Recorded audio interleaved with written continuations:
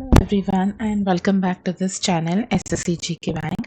आज हम बहुत ही एक इम्पॉर्टेंट टॉपिक पढ़ेंगे एंड वो है कंप्यूटर एब्रिविएशंस।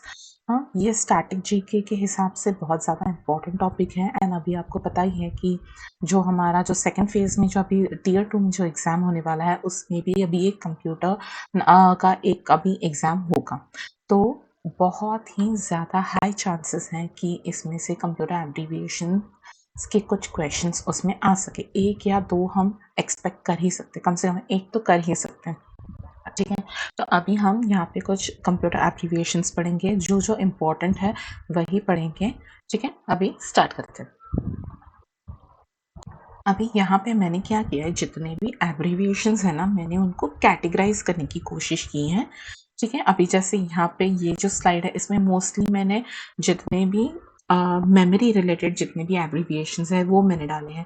वैसे ही आगे की स्लाइड्स में भी वैसे ही किया है, सो दैट ज़्यादा आपको घूमना ना पड़े और आपको डायरेक्टली पता चले कि ओके ये इस कैटेगरी से रिलेटेड है। ठीक है, अभी आप देख सकते हैं पहला वाला है रोम, मतलब रीड ओनली मेमोरी। इससे नाम से ही पता चल रहा है कि ऐसी मेमोरी है जिससे आप सिर्फ रीड कर सकते हो, मतलब आप उसमें कुछ राइट नहीं कर सकते। ठीक है, तो रोम ये ऐसी मेमोरी होती है जो सिर्फ रीड करने के लिए होता है। ठीक है, मतलब इस मेमोरी में डेटा स्टोर किया जाता है जो कि परमानेंट होता है। ठीक है, एक बार आपने लिखा खत्म हो गया, उसके बाद आप इसे सिर्फ आप रीड कर सकते हो। ठीक है, सो ये हो गया हमारा ROM, that is read only memory. अभी ये रोम के कुछ टाइप्स हैं, P ROM, EP ROM and EEP ROM. ठीक है, तो पी रोम क्या है, प्रोग्रामेबल रीड ओनली मेमोरी।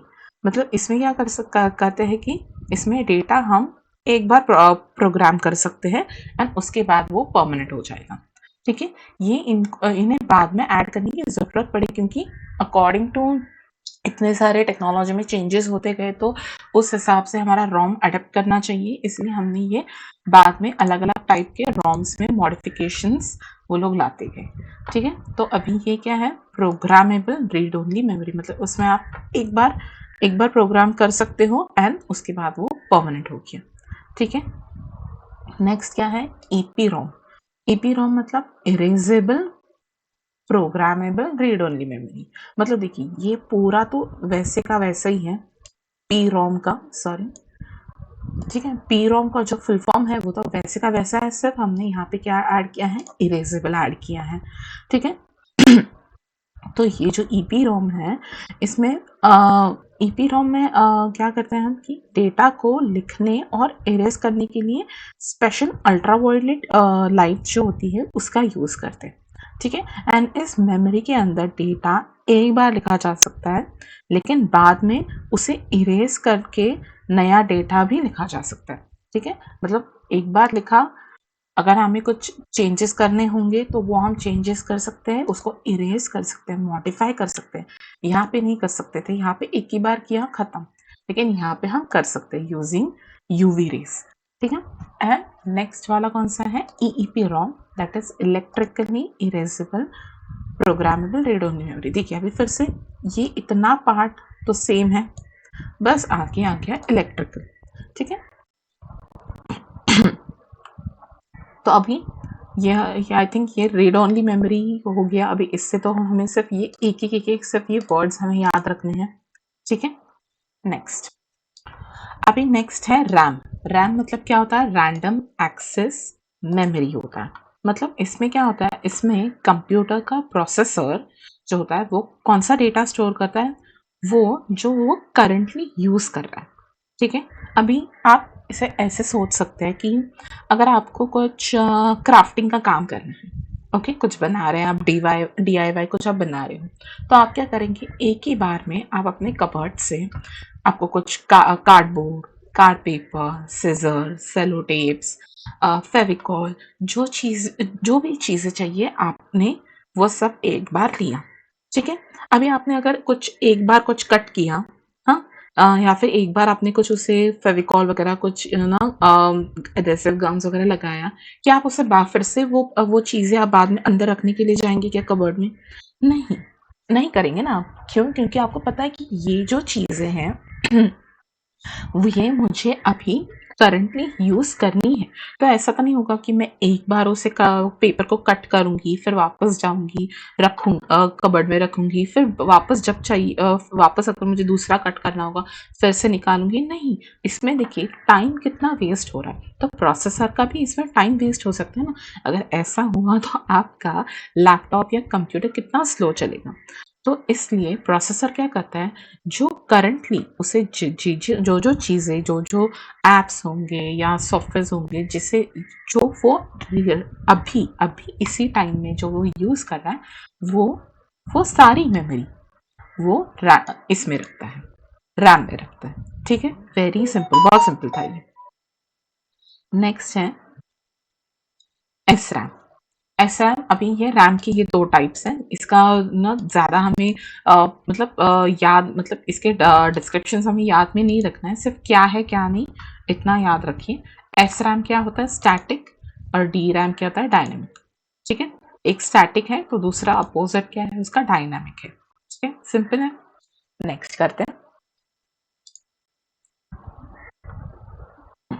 अभी यहाँ पे ये देखिए सीडी। सीडी का तो अभी इसमें तो मोस्ट ऑफ ये आधे तो आपको पता ही होंगे, तो अभी फटाफट फटाफट ऐसे कर लेते हैं। सीडी, सीडी क्या होता है, कॉम्पैक्ट डिस्क होता है। ठीक है, देन सीडी रोम क्या होता है, कॉम्पैक्ट डिस्क रोम। रोम का तो आपको एब्रीवी उसका फुल फॉर्म तो अभी हमने देख ही लिया है। ठीक है, रीड ओनली मेमोरी। तो अगर तो एक तो ऐसे दे सकते हैं या फिर उसका पूरा भी आपको क्वेश्चन में आ सकता है, compact disc read only memory. तो आपको ये सीडी रोम आपको पता होना चाहिए, दोनों सेम ही है, कोई डिफरेंस नहीं है। ठीक है, देन डीवीडी। डीवीडी भी पता है आपको, डिजिटल ऑप्टिकल डिस्क होता है। ठीक है, एंड इसकी जो मैक्सिमम स्टोरेज जो आप कर सकते हो वो इसमें अराउंड 4.5 4.7 जीबी तक होता है। ठीक है, नेक्स्ट है BRD, दैट इज ब्लू रे डिस्क। ओके, ये और एक एडवांस वर्जन होता है इसका। ठीक है, एंड इसमें आप कितना रख सकते हैं, अराउंड 100 GB तक का डेटा आप स्टोर कर सकते हो। ठीक है, नेक्स्ट आता है HVD। ठीक है, ये देखिए ये सारे डिस्क वाले ही है, ये जितने भी है ये सब डेस्क फॉर्म में हो गए। जो पहले के आपके पास जो सीडीज होते थे, डीवीडीज होते थे, ये वही है सब। ठीक है, लेकिन इनमें बाद में जो बहुत सारे अपडेशंस आने लगे in terms of memory. Okay, बस इतना ही डिफरेंस है। HVD क्या है, होलोग्राफिक वर्सटाइल डिस्क। ठीक है, एंड इसका अभी तक का सबसे ज़्यादा मेमोरी स्टोरेज वाला डिवाइस है ये डिस्क्स में। और वो कितना है, ये होता है 6 TB, मतलब 6 TB तक का डेटा आप इसमें स्टोर कर सकते हैं। ओके, नेक्स्ट है DBMS। DBMS क्या होता है, database management system. Okay, database management system, ये DBMS क्या होता है, ये एक्चुअली एक सॉफ्टवेयर का सिस्टम होता है। ठीक है, जिसमें डेटाबेस को, जो भी डेटाबेस होगा उसको हम मैनेज कर सकते हैं। ठीक है, जैसे उसमें कुछ डेटाबेस में कुछ नया डेटा ऐड करना है या कुछ डिलीट करना है या फिर मॉडिफिकेशंस करने, तो इन शॉर्ट क्या है, हमारा जो डेटाबेस है, हमारे पास जो भी कलेक्शन ऑफ डेटा है उसको हम मैनेज करते हैं। That's it. ठीक है, नेक्स्ट है relational database management system, RDBMS। ठीक है, इसमें हम क्या करते हैं, इसमें हम डेटा को रिलेट करते हैं। मतलब फॉर एग्जांपल अगर मैंने यहाँ पे एक टेबल बनाया, ठीक है, ये एक टेबल है, इसमें कुछ डेटाबेस मैंने स्टोर किया है। ठीक है, और यहाँ पे मैंने और एक टेबल बनाया, ओके, एंड इसमें कुछ और डेटा है। ठीक है, तो अगर अभी मुझे इन दोनों टेबल्स को रिलेट करना है, इसमें से कुछ इन्फॉर्मेशन यहाँ लेनी है, यहाँ से कुछ इन्फॉर्मेशन यहाँ लेनी है, या फिर फॉर एग्जांपल मुझे सिर्फ ये दोनों डेटा मुझे इसमें से यहाँ लेना है, तो मुझे इन ये दो टेबल्स को इन शॉर्ट में क्या कर रही हूँ, मैं रिलेट कर रही हूँ, मैं यूज कर रही हूँ। तो वो हम किससे कर सकते हैं, RDBMS से कर सकते हैं। ठीक है, तो ये हो गया, सिंपल है, सिर्फ रिलेशनल आ गया। हम दोनों ये टेबल्स जो है, दोनों जो डेटाबेस है, हम उनको रिलेट कर रहे हैं, बस। नेक्स्ट है SQL। SQL क्या होता है, स्ट्रक्चर्ड क्वेरी लैंग्वेज। ठीक है, ये क्या है एक्चुअली, ये प्रोग्रामिंग लैंग्वेज है जो हम डीबीएमएस में यूज करते हैं। ठीक है, अभी हम सिस्टम मैनेज तो हम करेंगे, लेकिन कैसे करेंगे, कोई कुछ प्रोग्रामिंग लैंग्वेज तो होनी चाहिए। तो ये वो प्रोग्रामिंग लैंग्वेज है जो हम डेटाबेस को मैनेज करने के लिए हम यूज करते हैं। ठीक है, देन ये देखिए, डीडीएल, डीडीएल, डीएमएल, डीसीएल। अभी इनके एक बार आप नाम पढ़िए, data definition language, data manipulation language and data control language. इससे हमें क्या पता चल रहा है कि ये ऐसे लैंग्वेजेस हैं या फिर ऐसे ये कमांड्स है जिससे हम डेटा को डेटा में कुछ चेंजेस कर सकते हैं, राइट। तो ये भी डीबीएमएस में ही यूज करते हैं। ये डीबीएमएस के ही कुछ कमांड्स हैं जो हम यूज करते हैं। जैसे ये डेटा डेफिनेशन हो गया, ठीक है, डेटा मैनिपुलेट हो गया, डेटा कंट्रोल हो गया। ठीक है, तो ये तीनों भी जो है वो एसक्यूएल के कमांड्स है, सॉरी डीबीएमएस बोलूं मैंने, एसक्यूएल जो प्रोग्रामिंग लैंग्वेज है उसके वो कमांड्स हैं। ओके, नेक्स्ट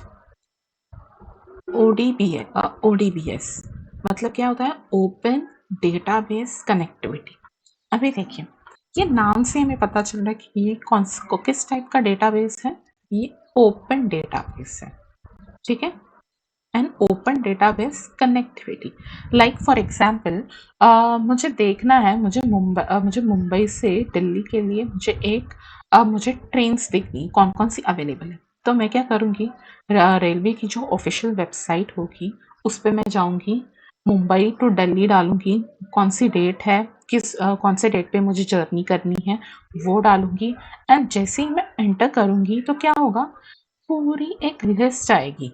ठीक है, कि 6 बजे की ये ट्रेन है, 7 बजे की ये ट्रेन है, 8:30 की ये है, 10 बजे की ये है, ये इतने बजे। मतलब ये जो डेटा है, ये जो डेटाबेस है ये ओपन है। ठीक है, मैं इसे एक्सेस कर सकती हूँ। ओके, मैंने कुछ कमांड्स दी कि मुझे ये डेटा चाहिए एंड ये डेटा मुझे ओपनली मिल गया। ठीक है, मतलब ये डेटा कोई प्राइवेट डेटा नहीं है। ओके, तो ये होता है ओपन डेटाबेस कनेक्टिविटी। अभी नेक्स्ट देखिए, ओवेली। ओवेली क्या होता है, ऑब्जेक्ट लिंकिंग एंड एम्बेडिंग। मतलब इसमें क्या हो रहा है कि हम कुछ ऑब्जेक्ट्स जो है वो एक दूसरे को एक साथ लिंक कर रहे हैं। इसका सबसे बेस्ट एग्जाम्पल क्या होता है पता है, कि आपने देखा होगा कभी, अगर आपने एक्सेल शीट में अगर कुछ टेबल बनाया होगा, ओके, तो वो टेबल मैं एमएस वर्ड में भी ले सकती हूँ। मतलब मैं क्या कर रही हूँ, माइक्रोसॉफ्ट एक्सेल शीट जो है, हाँ, उसका एक छोटा सा ऑब्जेक्ट में ले रही, ये छोटा सा एक टेबल बनाया है इसमें शीट्स में, वो मैं कहाँ ले रही हूँ, कहाँ इंपोर्ट कर रही हूँ, मेरे माइक्रोसॉफ्ट वर्ड में ले रही। मतलब यहाँ मैंने कुछ चीज़ें मैंने लिखी एंड ये टेबल मैंने वैसे का वैसा यहाँ पे मैंने इंपोर्ट कर लिया। ठीक है, तो इसको कहते हैं ओवेली, that is object linking and embedding. ठीक है, अभी मैं थोड़ा ये कुछ चीज़ें मैं आपको थोड़ा डिटेल में समझा रही हूँ, बिकॉज इसीलिए क्योंकि अगर आपको एक बार ये स्टोरी के हिसाब से या फिर ये क्या कर रहा है, ये वर्ड्स क्या है, इसके हिसाब से भी अगर आपको पता चल गया, समझ में आ गया, तो भी आपका काम हो सकता है। ठीक है, मतलब अगर वहाँ पे एग्जाम में अगर आ भी गया कि ओएलई में ई किसके लिए स्टैंड करता है या फिर एल का क्या मतलब है, तो अगर आपको ये पता है कि ये ओएलई क्या है, किस लिए यूज होता है, तो आप डायरेक्टली इसे आप टिक कर सकते हैं कि हाँ ये लिंकिंग हो रहा है, इसमें आप कुछ लिंक कर रहे हो, एम्बेड कर रहे हो। ठीक है, इसलिए कुछ कुछ चीजें जो है मैं थोड़ा बहुत आपको एक्सप्लेन कर रही हूँ। ठीक है, नेक्स्ट, फोर्ट्रन। फोर्ट्रन क्या है, फोर्ट्रन का फुल फॉर्म है फॉर्मूला ट्रांसलेशन। ये एक्चुअली क्या है, ये पहली हाई लेवल प्रोग्रामिंग लैंग्वेज है। ठीक है, जो भी इतनी जितने भी हाई लेवल प्रोग्रामिंग लैंग्वेज है, सी प्लस प्लस वगैरह, ये तो बाद में आई, लेकिन पहली वाली जो थी ये कौन सी थी? फोर्ट्रन थी। ठीक है, देन नेक्स्ट क्या है?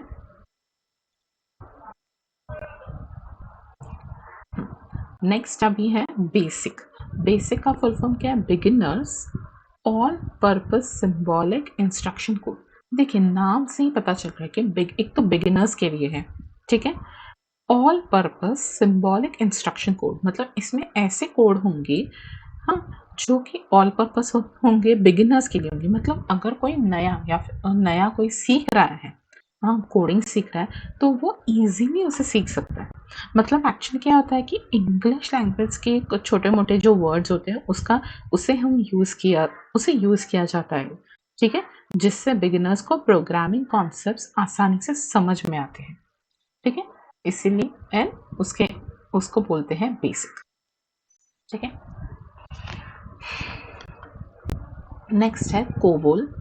कोबोल क्या है? कॉमन बिजनेस ओरिएंटेड लैंग्वेज, ठीक है। ये लैंग्वेज जो है, ये प्रोग्रामिंग लैंग्वेज बिजनेसेस और फाइनेंस रिलेटेड एप्लीकेशंस में यूज होता है उनका, ठीक है। फॉर एग्जांपल अगर होटल बुकिंग कुछ मैनेज करना हो या प्लेन के टिकट्स मैनेज करनी, तो उसके लिए जो प्रोग्रामिंग लैंग्वेज यूज होती है वो कोबोल होती है, ठीक है। तो क्या है, देखिए नाम में ही है इसके भी, कॉमन बिजनेस ओरिएंटेड लैंग्वेजेस, ठीक है। मोस्टली बिजनेसेस फाइनेंस रिलेटेड जितनी भी प्रोग्रामिंग कोडिंग कुछ करनी होती है उसका, तो इसमें कोबोल यूज होता है, ठीक है। Then ASCII. अस्काई क्या होता है? American standard code for information interchange, ठीक है। मतलब ये देखिए, ये अस्काई कोड्स है, मतलब जितने भी नंबर्स है, लेटर्स है, सिंबल्स है, ठीक है, ये सब अस्काईज में आते हैं, ठीक है। फुल फॉर्म क्या है इसका? American standard code for information exchange. Okay, अभी नेक्स्ट है FCFS, LCFS एंड FIFO। अभी ये देखिए, FCFS क्या होता है? First come first serve. मतलब कोई भी अगर अपने आपके प्रोसेसर को, कंप्यूटर को बहुत सारे इंस्ट्रक्शंस दिए, ओके, बहुत सारे कमांड्स दिए, तो वो कौन से इंस्ट्रक्शन को या कौन से कमांड को प्रायोरिटी देगा, हाँ, तो वो इनसे वो डिसाइड कर लेता है, ठीक है। फॉर एग्जाम्पल FCFS क्या होता है? First come first serve. मतलब जो कमांड पहली दी है, हाँ, वो कमांड पहले कंप्लीट होगी, ठीक है।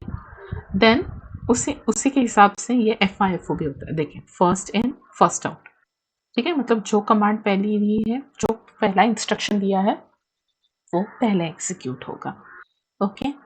देन ये देखिए, LCFS क्या होता है? लास्ट कम फर्स्ट सर्व।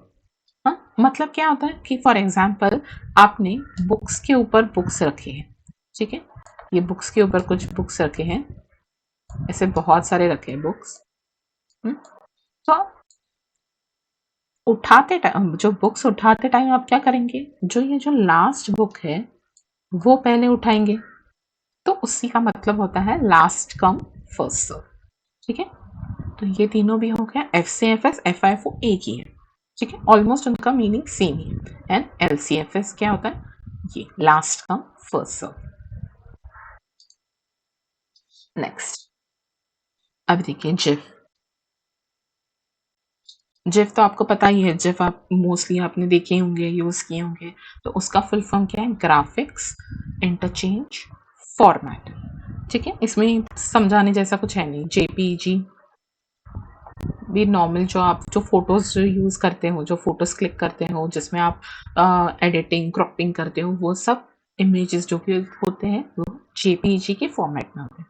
तो उसका फुल फॉर्म क्या है? जॉइंट फोटोग्राफिक एक्सपर्ट ग्रुप, ठीक है।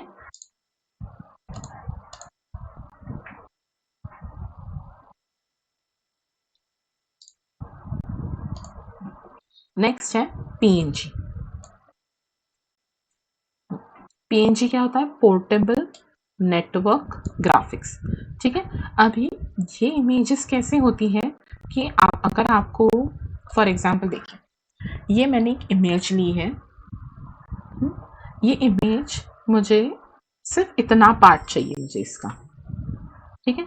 तो ये मतलब मुझे इसका बैकग्राउंड नहीं चाहिए, ठीक है, सिर्फ इतना पार्ट चाहिए। तो मैंने क्या किया, मैंने पीएनजी वाले देखे, दिखने में ये ऐसे दिखते हैं, ठीक है। ये देखिए, ये जो पीछे जो है ना, ये शो करता है कि ये ट्रांसपेरेंट इमेज है, ठीक है, मतलब इसका बैकग्राउंड जो है वो ट्रांसपेरेंट है, ठीक है। तो मुझे दिखते टाइम भी ऐसे दिखेगी, लेकिन जब मैं उनको डाउनलोड करूंगी तब वो दिखने में ऐसे दिखेगी। देखिए, इसका जितना भी पीछे का जो बैकग्राउंड था वो पूरा ट्रांसपेरेंट हो गया, ठीक है।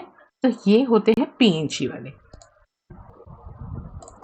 नेक्स्ट है बीएमपी। बीएमपी मतलब क्या होता है, बिटमैप इमेज फाइल, ठीक है। इसमें क्या होता है कि इमेजेस को पिक्सल ग्रिड के फॉर्म में स्टोर कर किया जाता है, ठीक है। जहाँ पे हर एक पिक्सल जो होता है उसका एक पिक्सल को एक स्पेसिफिक कलर वैल्यू से रिप्रेजेंट करते हैं, ठीक है। नेक्स्ट है एवीआई। एवीआई तो आपने सुना ही होगा, ऑडियो वीडियो इंटरलेक्ट, ठीक है। इसमें ऑडियो और वीडियो डेटा जो एक साथ ही स्टोर किया जाता है इसमें, ठीक है। नेक्स्ट है एमपीईजी। एमपीईजी क्या होता है, मूविंग पिक्चर एक्सपर्ट ग्रुप, ठीक है।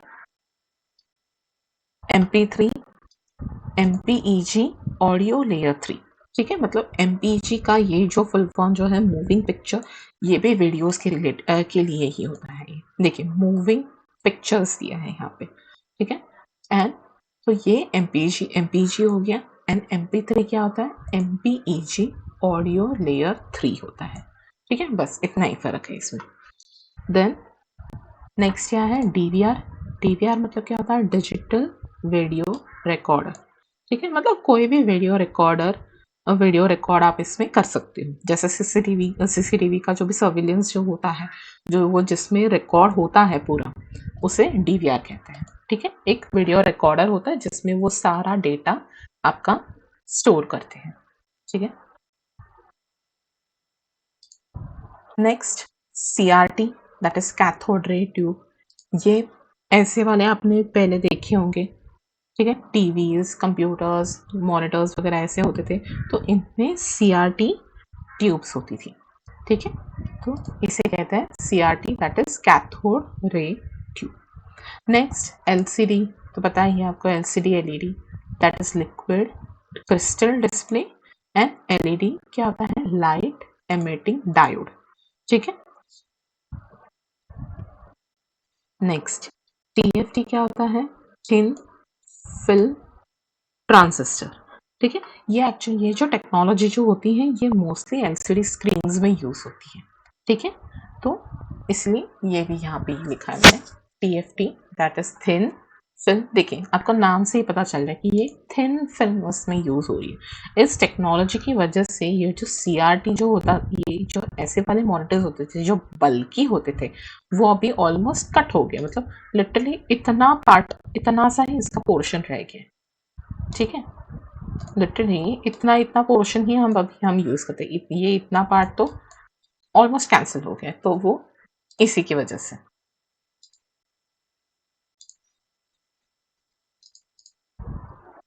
नेक्स्ट, अभी ये सब लैन लैन पैन मैन ये अभी आपने सुनी, ये तो सुना ही होगा।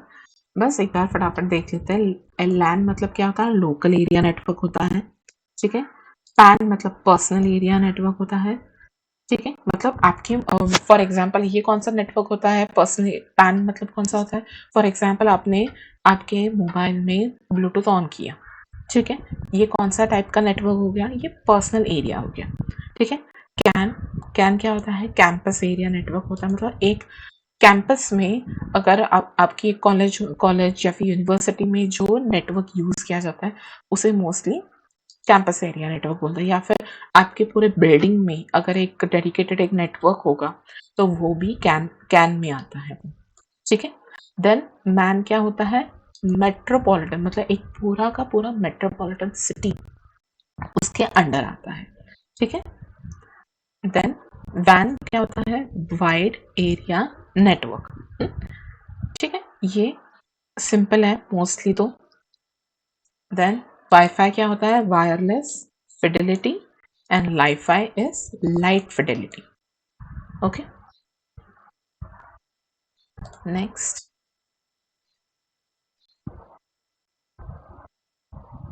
आईएसओ. आईएसओ क्या होता है? International organisation for standardisation. मतलब क्या होता है कि किसी भी चीज का स्टैंडर्डाइजेशन होना बहुत इंपॉर्टेंट होता है. जैसे आपके घर में कुछ चीजें होंगी, आपको पता होगा, जिसपे आईएसआई मार्क होता है. मतलब क्या होता है, एक तरीके से वो एक सर्टिफाइड होता है कि हाँ बाबा ये चीज अच्छी क्वालिटी की है. ठीक है, वो एक सर्टिफिकेशन उसको मिलता है. तो वैसे ही आईएसओ होता है. ठीक है, मतलब जितने भी प्रोटोकॉल्स बनने होंगे या फिर जो जो कुछ भी होगा, उनको स्टैंडर्डाइजेशन कौन देता है? आईएसओ देता है. ठीक है, इंटरनेशनल ऑर्गेनाइजेशन फॉर स्टैंडर्डाइजेशन. एक सर्टिफिकेट मिल जाता है.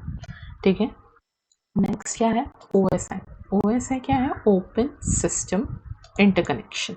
ओके, सो ओएसआई क्या होता है? ये एक्चुअली एक नेटवर्क कम्युनिकेशन मॉडल है.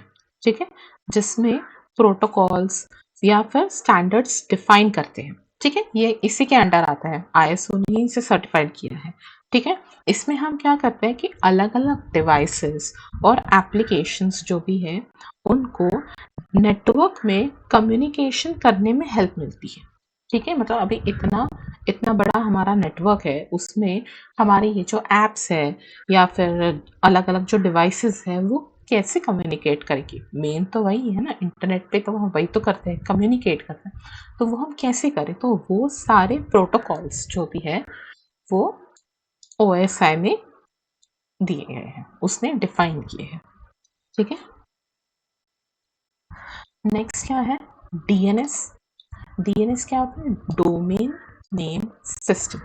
ठीक है, तो अभी ये क्या है? ये एक इंटरनेट प्रोटोकॉल है. ठीक है, इसमें क्या करता है कि जो डोमेन नेम होता है, उसको हम आईपी एड्रेस जो होता है, हर एक डिवाइस, आपको पता है हर एक डिवाइस का एक आईपी एड्रेस होता है. तो वो क्या करता है? डीएनएस एक डोमेन नेम को एक आईपी एड्रेस के साथ मैप करते हैं. अभी इसका मतलब क्या हो गया? फॉर एग्जाम्पल, आपने टाइप किया www.google.com, ठीक है, या फिर facebook.com. अभी इन सब का, हर एक वेबसाइट का एक आईपी एड्रेस दिया गया था. आपने देखा होगा मोस्टली ना, जैसे